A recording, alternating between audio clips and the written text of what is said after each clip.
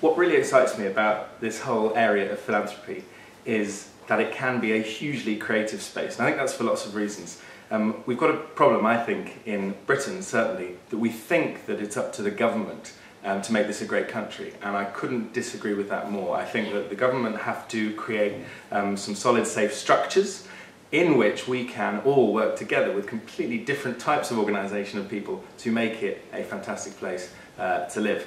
And that means organisations working with individuals, working with schools, local community leaders and everyone else. And the brilliant thing about philanthropists that I have met is that they have this let's just do it attitude, which doesn't take many, many months. When we approached Andrew Reynolds to be our first donor for Make Your Mark with a Tenner, he said yes within the first cup of coffee.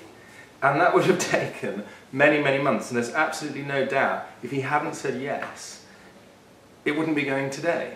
And it's now in its third year with 30,000 young people. And I cannot imagine, even with some of the most inspiring brands and companies in the world, having got off to that kind of start. And the speed was important because it triggered all sorts of momentum. And I would say urgency, and there was a sort of excited urgency to it, but it really was a, we can make this happen. And I think that sort of passed on to the participants as well. And when we gave them their £10, we could say, get on with it, we trust you. What, you don't want us to write down what we're going to do before we go away with our month?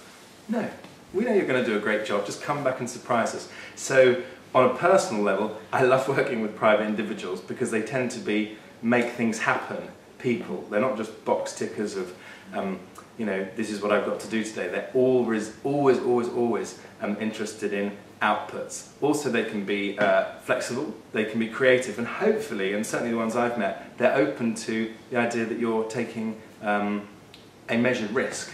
And that if you want to say, look, I'll be honest, this is an experiment, what we're going to do here, I'll give you an example. We're opening it up this year to children under the age of 11, much more widely.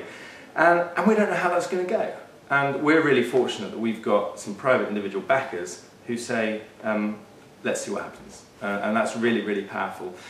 My dream combination is when you get private individual philanthropists working with big companies, and also potentially with government departments. Absolutely, I don't rule them out of the picture. However, I do feel that the main source of the energy, the ideas, and the whole spirit of this ought to be driven by social entrepreneurs, change makers, for want of a better phrase, working hand in hand with the private donors themselves to co-create things together. And whenever I've sat down with a donor or a potential donor, the most exciting thing is when they start bringing their ideas in and we make something up together.